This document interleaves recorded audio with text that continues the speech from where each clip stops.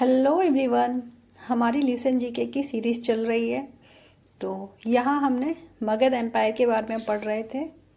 तो last class में हमने मौर्यन एडमिनिस्ट्रेशन को देखा था। तो मौर्यन एडमिनिस्ट्रेशन में हमने 4 टाइप्स ऑफ एडमिनिस्ट्रेशन देखा था, जो हमारा था सेंट्रल, प्रोविंशियल या लोकल एडमिनिस्ट्रेशन, देन था म्युनिसिपल एडमिनिस्ट्रेशन और देन लास्ट था हमारा आर्मी एडमिनिस्ट्रेशन। तो आज हम क्या है मॉडर्न इकोनॉमी को देखेंगे और जुडिशियल सिस्टम को भी देखेंगे। तो देन बात है रेवेन्यू की। तो एक वास्ट किंगडम को मेंटेन करने के लिए एक ह्यूज रेवेन्यू की ज़रूरत होती होगी। तो इस वजह से क्या है रेवेन्यू जनरेट करने के लिए एक रेवेन्यू डिपार्टमेंट बनाया गया था। और देन यहाँ पे जो रेवेन्यू था वो टैक्सेस के थ्रू आया करता था। तो काफ़ी तरह के यहाँ पे टैक्सेस को इम्पोज किया गया था और सारी इकोनॉमिक एक्टिविटीज़ जो थी स्टेट की वो स्टेट के थ्रू कंट्रोल की जाती थी। तो यहाँ पे मॉरियंस ने क्या था कई तरह के टैक्सेस इम्पोज किए थे जहाँ से स्टेट को रेवेन्यू मिलता था। जैसे कि लैंड टैक्सेस हुआ करते थे, फॉरेस्ट टैक्सेस, कस्टम टैक्सेस हुआ करते थे, देन इरिगेशन टैक्सेस हुआ करते थे। और इन सारे टैक्सेस को कलेक्ट करने की जो रिस्पॉन्सिबिलिटी थी वो एक ऑफिसर को दी गई थी जिसे सामर्थ्य कहते थे। ठीक है, बट यहाँ पे क्या था मॉरियंस का जो चीफ सोर्स था टैक्स का वो क्या था लैंड टैक्स हुआ करता था। जो चीफ सोर्स जो रेवेन्यू का हुआ करता था वो लैंड टैक्स हुआ करता था, जहाँ पे क्या था 1/4 से 1/6 जो था टोटल प्रोड्यूस का वो एज ए टैक्स वसूला जाता था।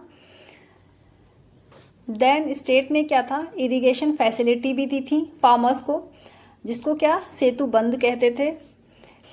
और बदले में क्या था एक वाटर टैक्स लगाया गया था। और क्या था ये रेवेन्यू जनरेशन के लिए एक वाटर टैक्स लगाया गया था। देन क्या था टोल टैक्स भी लिया जाता था स्टेट के थ्रू, जहाँ पे जो ये टोल टैक्स जो था तो टोल टैक्स जो था वो सेल के लिए आए गए प्रोडक्ट्स पे लिया जाता था। जो भी प्रोडक्ट्स मार्केट में बेचे जाते थे उनको सेल के लिए जो टैक्स लिया जाता था वो टोल टैक्स हुआ करता था। देन क्या था माइनिंग, फॉरेस्ट सॉल्ट, लिक्विड की सेल, आर्म्स की मैन्युफैक्चरिंग जैसी कई एक्टिविटीज़ जो थी जो स्टेट की मोनोपोली हुआ करती थी। वहाँ क्या था सोल रिस्पॉन्सिबल कौन हुआ करता था स्टेट हुआ करता था इनके सेल के लिए। जैसे कि सॉल्ट, लिक्विड, माइनिंग, इन सब का सेल के लिए स्टेट की अंडर में ये सारी एक्टिविटीज़ हुआ करती थी। देन क्या था यहाँ पे एक डिपार्टमेंट ऑफ कॉमर्स और इंडस्ट्री को भी बनाया गया था।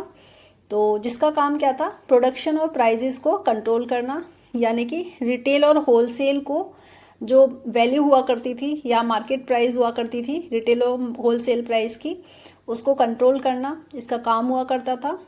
और उसके बाद क्या था वेट और मेजर्स को भी स्टैंडर्डाइज करना इसका काम हुआ करता था।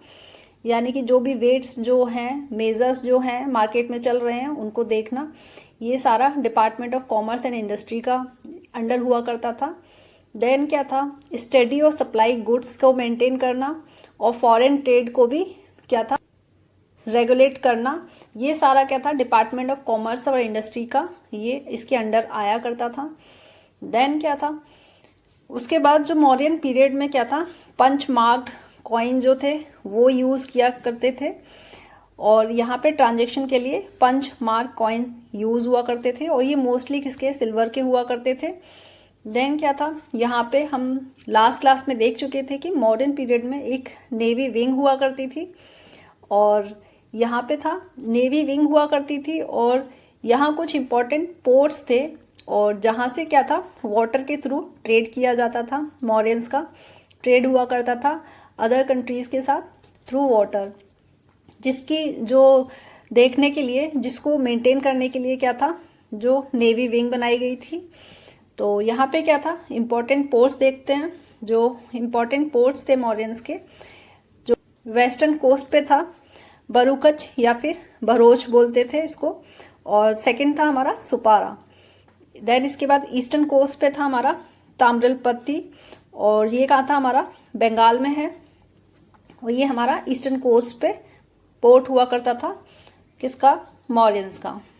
ठीक है, देन यहाँ पे क्या है, 2 इंस्क्रिप्शंस का भी मेंशन किया गया है, जहाँ पे क्या है, फेमाइन के रिलीफ मेजर्स जो थे, जो लिए गए थे, उनको लिखा गया है वहाँ पे।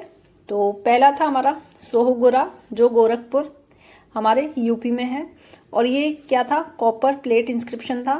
देन दूसरा था हमारा महास्तना, जो कहाँ है, बांग्लादेश के बोकारो डिस्ट्रिक्ट में है। तो ये 2 जो इंस्क्रिप्शन थी उनको मेंशन किया गया है। तो देन ये हमारा हो गया है इकोनॉमी के बारे में। देन क्या है हमारा, आज जुडिशियल डिपार्टमेंट भी देख लेते हैं। तो जुडिशियल क्या है, यहाँ पे मेंशन नहीं किया गया है बुक में प्रॉपर, तो हम ये एक्स्ट्रा इन्फॉर्मेशंस हैं जो हम यहाँ पे देखने की कोशिश करेंगे। तो देन जुडिशियल डिपार्टमेंट को देखें तो जो मौर्यंस की कैपिटल हुआ करती थी पाटलिपुत्र, वहाँ पे एक सुप्रीम कोर्ट हुआ करता था, और जहाँ एक चीफ जस्टिस हुआ करते थे, जिनको क्या बोलते थे, धर्म अधिकारी कहा जाता था। और डिस्ट्रिक्ट लेवल पे थे जो सब ऑर्डिनेट कोर्ट्स हुआ करते थे, जहाँ पे क्या, अमात्य बैठा करते थे। तो अमात्य जो थे उनका काम था लॉ को मेंटेन करना, और इन कोर्ट्स में क्या है, सिविल और क्रिमिनल दोनों मैटर्स को रिजॉल्व किया जाता था। दोनों मैटर्स यहाँ पे क्या था, देखे जाते थे। और तो सिविल कोर्ट को क्या है, धर्म स्थिया कहा करते थे, और क्रिमिनल कोर्ट को कांटा शोधनाश कहा करते थे। ठीक है। तो देन क्या है, पुलिस डिपार्टमेंट था यहाँ पे एक, और पुलिस डिपार्टमेंट की बात करें तो हर प्रिंसिपल सेंटर पे एक पुलिस स्टेशन हुआ करता था, और पुलिस लॉकअप भी हुआ करता था, और जेल भी हुआ करती थी। तो पुलिस लॉकअप को क्या है, चरख कहा जाता था, और जेल को बंधन गृह कहते थे। तो यहाँ पे क्या है, हमारा जुडिशियल डिपार्टमेंट हो गया, पुलिस डिपार्टमेंट भी हमने देख लिया है।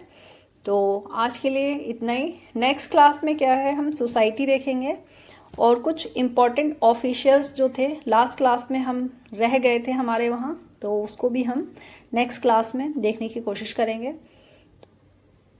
तो फाइनली क्या है हमारा, जो अर्ली, देन हम क्या है, लेटर मॉडर्न्स स्टार्ट करेंगे, और एज सुन एज पॉसिबल हम लोग क्या है, इसको हम कंप्लीट करने की कोशिश करेंगे। तो पढ़ते रहिए। Thank you everyone.